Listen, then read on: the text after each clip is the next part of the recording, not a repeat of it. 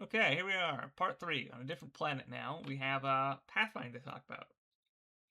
Pathfinding is still a work in progress and needs some significant overhauling, but you can see we have a basic form of pathfinding here, where I can give this guy an order and he will know to move around things and etc. And we can add more things to the grid, and he'll know to move around those too. That's pretty simple.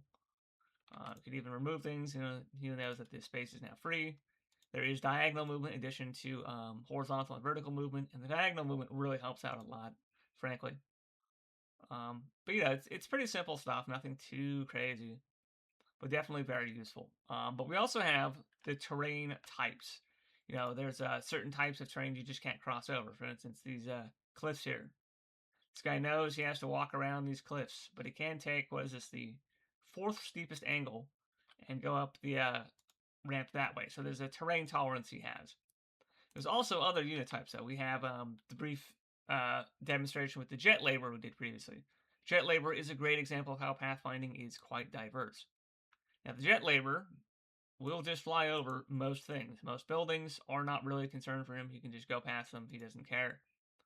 But he can also fly over cliffs because he is not bound by actual ground-based movement. He does hover a certain height off the ground, but a cliff is not really an obstacle. But if we go to build something obnoxious, like this orbital solar farm, we go to this guy, start having him move.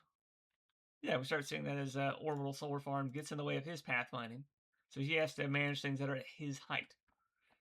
There's a lot of other little things I want to have to do. Pathfinding is still admittedly a work in progress, but this is the gist of it. There are different movement types that have different heights that they're concerned with, different terrain tolerances that they're concerned with. A wheeled vehicle might not have as much height tolerance as infantry. Something with like a spider-like legs might be able to move up steeper terrain than something that doesn't. Again, a lot of this is filler assets and not necessarily going to be delivered upon, but I figured I'd start with very similar to the base of 0K. We also have orbital movement type in addition to flight and burrowing and some other stuff that may or may not see use. We'll see about that. But this has been an interesting challenge because obviously, if you want to add things like diagonal movement, he has to know that diagonal movement shouldn't be valid if it's being occupied by a square.